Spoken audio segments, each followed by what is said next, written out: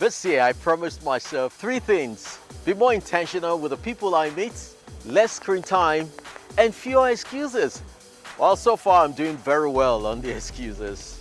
But for the screen time, let's just say I need a second chance. I know the feeling, Chris. We have all made big plans and then just watched them quietly walk away. But it's not just us people who need second chances. I mean, look at this. All made out of recycled material. It's got tire rubber in there. Here we call it malegin. So you can just imagine. Full of second chances. It's lakes, rivers, rooftops, and old sacks. And even sand on a remote Kenyan island. All getting another shot. It's a new part of her morning routine, collecting seaweed for the garden.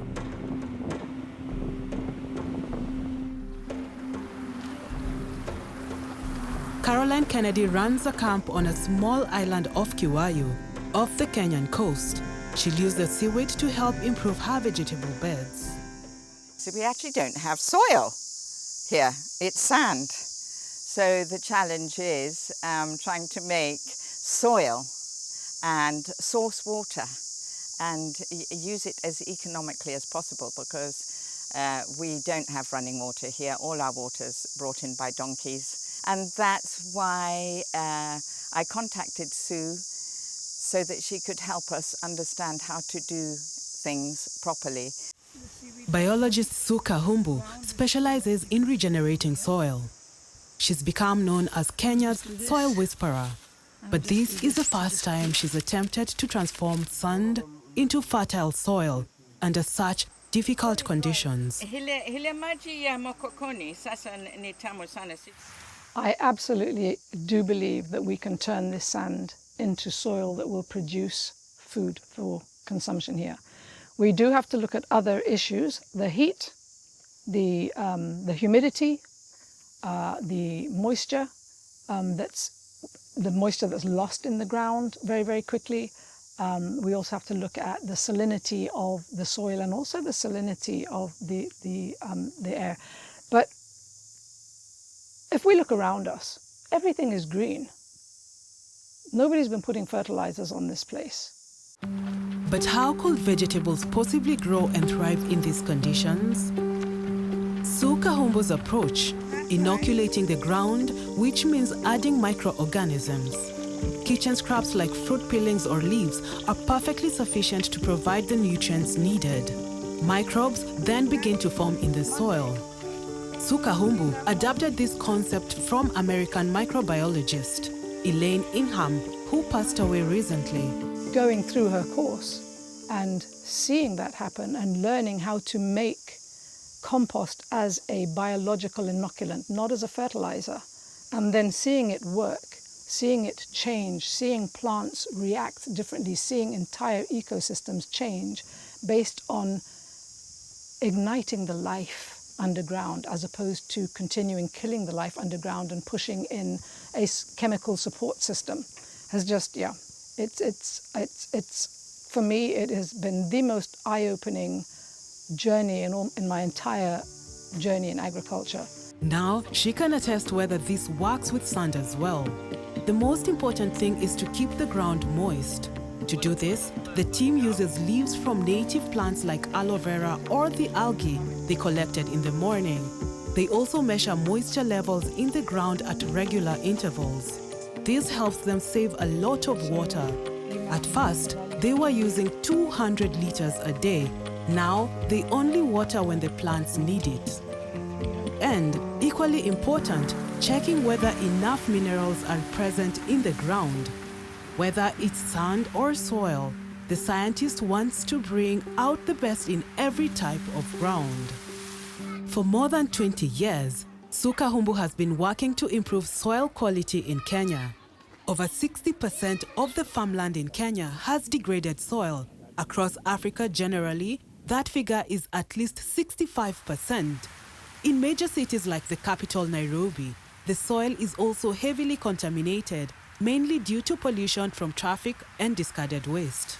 Soil degradation in urban settlements is a really, really big issue, and especially around informal settlements, because there's a lot of toxicity that's in the soil, there's a lot of compaction that's in the soil, as you can see from this area. When you grow plants in a toxic environment, it's more difficult to grow, but those plants also can suck up those toxins. Christopher Waithaka has been experimenting with ways to improve the soil in the city with his community-based organization, Greens Solutions. 3 years ago, he took an online course led by Suka Humbu. Now, they are meeting in person for the first time in the neighborhood of Korogosho, where Christopher lives. It's not far from one of the capital's largest landfills. And I find that we are close to the dump site, which is like a kilometer. Find that this area is polluted, even the soil, not only the air, even the soil is polluted, the water is polluted, and you can believe if the water is polluted, the soil is also polluted. In 2017, he and other residents launched the Green initiative to improve their neighborhood. Their first project was to clean up the banks of the Nairobi River and create a park. Later, they also began revitalizing the soil on their own property and growing vegetables. The soil which we are having here, through the training, we know how to make the soil to look healthy. And a part of that also we are using compost, which is organic. Back on Kiwayu Island, there are also early signs of success. Some trees have taken root and one variety of beans is doing well. Suka Humbu is hopeful. Tests in her mobile lab show that microbes have accumulated in the sandy soil. That means that humus can form, providing essential nutrients. I think that there's huge potential to restore soils anywhere. The microbial story is what needs to be corrected, and microbes have amazing remediation capacities. It looks like her experiment here will be a success, allowing organic vegetables to thrive in the sand despite the adverse conditions. What struck me the most in this story is just how invisible soil is to most of us, and yet how deeply it shapes everything from the food we eat to the health and potential of a nation.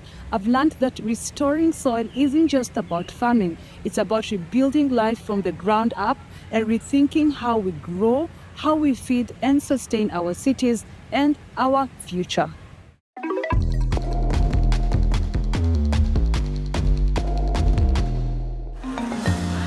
In Dakar, Senegal's rapidly growing capital, green space is becoming harder to find. And there's little room left for traditional vegetable gardens. But there is unused space right above people's heads, on rooftops and terraces across the city. When Maimouna Cham looked at her own terrace, she saw an opportunity. She's a trained engineer and interior designer. I asked myself, what could be more beautiful than flowers? I started with just one plant and then it became an addiction. Little by little, my terrace filled up. What began with a single plant is now a thriving terrace garden. Today she grows herbs like thyme and oregano, along with pigeon peas, tomatoes, and other vegetables.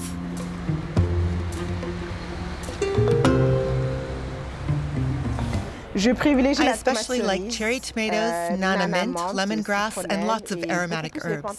That's what I use every day in my cooking. I'm a big fan of cherry tomatoes, so of course I grow them in my garden. Kamel Market in the heart of Dakar is one of the city's most popular markets. But fresh vegetables are increasingly expensive. Many shoppers are buying only what they absolutely need. Sometimes I buy smaller quantities. Instead of a kilo, I'll buy only 500 grams. I need some kinds of vegetables to stay healthy.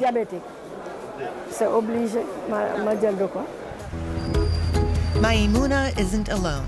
Rooftop gardening is gaining ground. Programs run by the city of Dakar and the UN Food and Agricultural Organization have already trained more than 10,000 residents in micro-gardening techniques.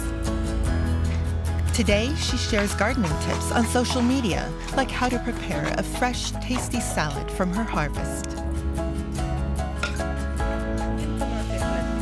The garden has changed more than what's on her plate. It's made the terrace more welcoming. It helps our air quality. Dakar is a very dusty city. The plants give off oxygen, and we need that.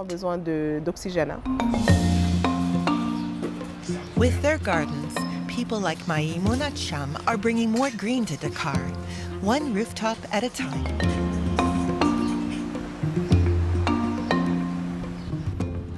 Carbon has a dirty reputation, and for good reason. When coal is burned, it releases carbon dioxide and air pollutants, which are a big factor in driving climate change. But if you process carbon differently, it can become a powerful filter. Not this piece exactly, but a special extra porous version. In Germany, it is given one river a second chance. This was once Europe's dirtiest river. It flowed right through the Ruhr region, which was Germany's main coal mining area for decades. Toxic wastewater from mining and industry all ended up in the river Emscher, as did residents' untreated sewage. They called the river the Crap Basin. Now that industry has gone. The coal mines are museums. And the Emscher is now one of the cleanest rivers in Germany. So what happened? Today, the entire sewage system runs underground, invisible and odorless. Scientists, too, are impressed by the river's transformation. Until quite recently, the Emscher really was an open sewage canal. It's only been just over 4 years since the river became wastewater-free, as we say. That means it's free of untreated sewage. Nadine Gerner has been monitoring the Emscher for years. More than half of the roughly 350-kilometer-long river has already been renaturalized. The Emscher flows through a heavily urbanized area, home to millions of people. It empties into the Rhine River near the town of Dinslaken. In the early 20th century, large parts of the river were straightened for industrial use. This was reversed in recent decades. The river is finding its natural course again, and water quality has improved. Yes, water quality has been developing quite well since then, but we still have some way to go, and we're already much closer to having a clean river again. Thanks in part to modern engineering. The nearby Dortmund-Deusen wastewater treatment plant is leading the way in Europe with technology that will be mandatory in the EU from 2045. It cost over 45 million euros, but can do a lot. A typical wastewater treatment process normally consists of 3 stages: mechanical, biological, and chemical treatment. After that, we've removed all solid substances from the wastewater and dissolved nutrients like carbon, nitrogen, and phosphorus. But there are still other dissolved substances in the water that we can't remove with these processes. For example, pharmaceutical residues. Those can be removed with the 4th treatment stage. Now, for the first time, residues of medicines, pesticides, crop protection products, corrosion inhibitors, and synthetic fragrances are all filtered out. The process involves these blue mats, expensive high-tech components, which form the world's largest cloth filter system. In this process, the water is purified with the help of activated carbon. Yes, that black carbon. We add the activated carbon to the water and mix it in. The trace substances we talked about, those that aren't removed in the 3 conventional stages, bind to the activated carbon. These are microscopically small particles with a huge surface area. The contaminants adhere to the activated carbon and are thus removed from the water phase. But what is activated carbon? It's a form of carbon that has a high internal surface area and is a powerful binding agent. Usually it's made from natural resources like wood, coconut shells, or coal. A company near Bonn in western Germany even recycles activated carbon. The firm was founded by Wolfgang Esser-Schnittmann and is now led by his daughter. To produce 1 ton of activated carbon, you need around 15 tons of fossil or carbon-containing raw material. If you recover that ton of activated carbon through recycling, the carbon footprint is drastically reduced. In our process, we're at around 0.2 tons of CO2 per ton of activated carbon, a reduction of well over 90%.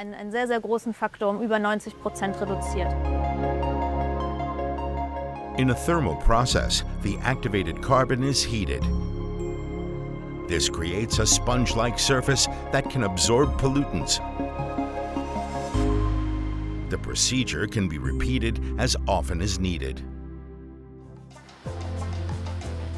The company has developed a circular system to recycle activated carbon from wastewater or from industrial plants.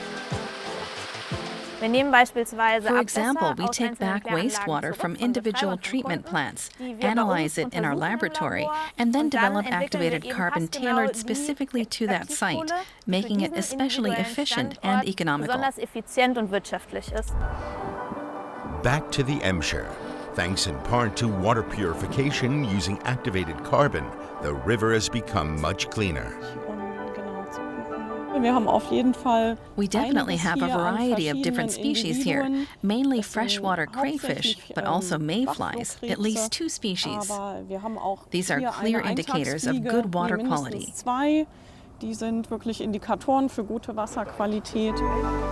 Over 500 species have now returned to the river, including sticklebacks, trout, and the banded demoiselle.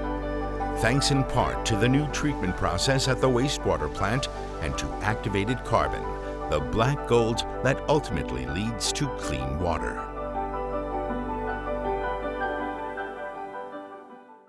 African artists are making waves at major events around the world, including the prestigious Venus Biennale. And Ghanaian artist Ibrahim Mahama is one of them. His work gives discarded materials a powerful second life. It could be old socks, scrap metal, and forgotten objects become art that asks big questions about history, trade, and justice. Ghanaian-born Ibrahim Mahama is one of the world's most influential artists. He is changing the way we think about art. He works globally, like at the Venice Biennale, where a gallery is exhibiting his new works. His pieces highlight social ills and global injustice, earning him international fame. For me, it's rather an opportunity to see that the work that we do, it means something to the world and to the communities that we come from. Because for us, the idea of making art has always been about the question of the gifts. What does art mean?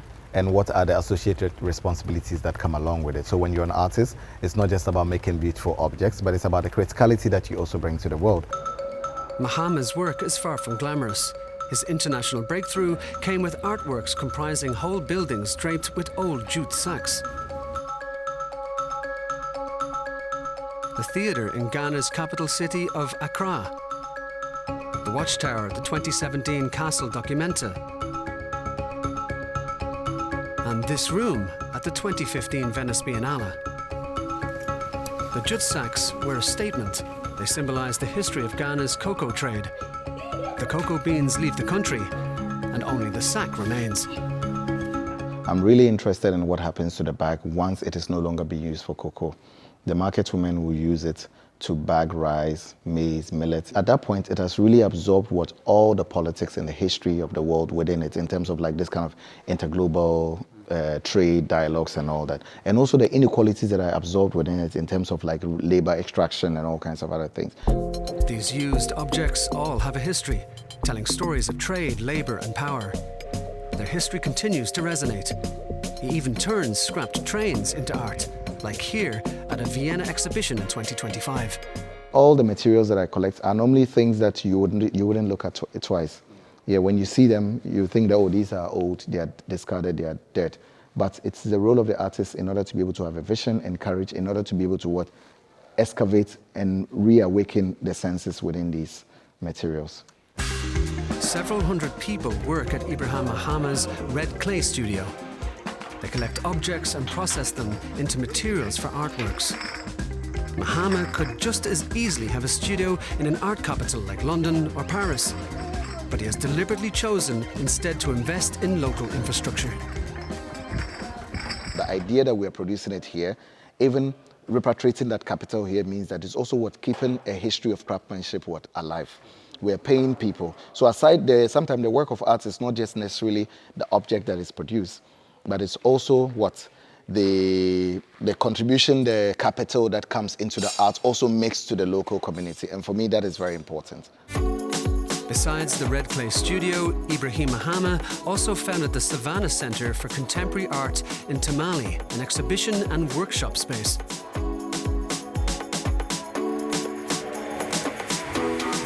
Culture is what drives the engine of the world in terms of the soul of the world itself. So whatever be the case, we need to be able to invest more in it so that at least it can somehow give birth to a generation in the future that can somehow think about different ways of resolving the politics within the world. Can art change the world? Ibrahim Mahama is convinced it can. Lake Malawi has more than 1,000 fish species. That is more than any other in the world. Around 350 are not found anywhere else. It is sometimes called the Galapagos of Africa because millions of years ago, a few fish entered the lake and evolved into hundreds of different species with a multitude of colors, mouths, and ways of breeding. A perfect lab. And for millions of people in Malawi, Mozambique, and Tanzania, it is not just a beautiful view. It is also a food income and identity. In Malawi, fish makes up almost a quarter of the animal protein intake. It is vital. But the lake is already under pressure, putting rare species and the people who depend on it at risk. Luckily, some dedicated divers are working to preserve it. Plastic waste and debris. Below its tranquil scenic surface, Lake Malawi looks very different. Since 2023, local divers in Cape Maclear, led by Felix Sinosi, have been clearing plastic waste from the lake bed 3 times a week.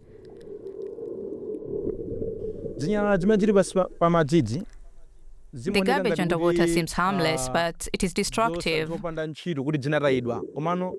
When diving tourists come here with cameras to see fish, instead they see garbage underwater, which is not good. Not only that, fish eat plastic and this also affects humans, as humans eat fish.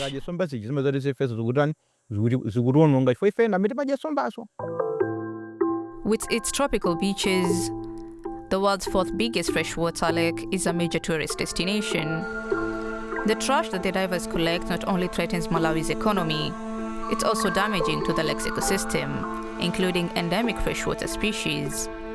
Kenneth Mackay is an evolutionary biologist.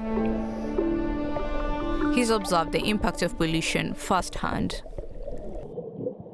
Garbage can come on the breeding platforms or in the territories of the males, makes it difficult for the fish to breed.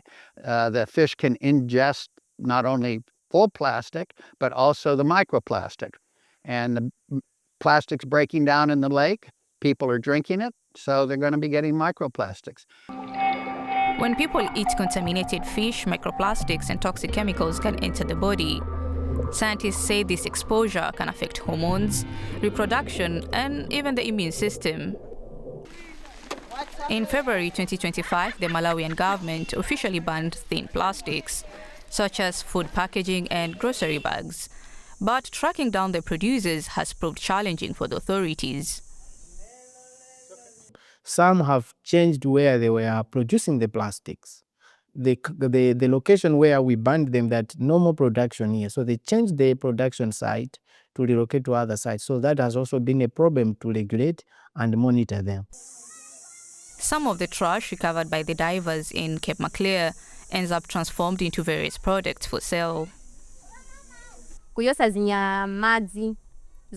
collect garbage like glass bottles, plastic bags, and tins. We work with these items to recycle them into crafts.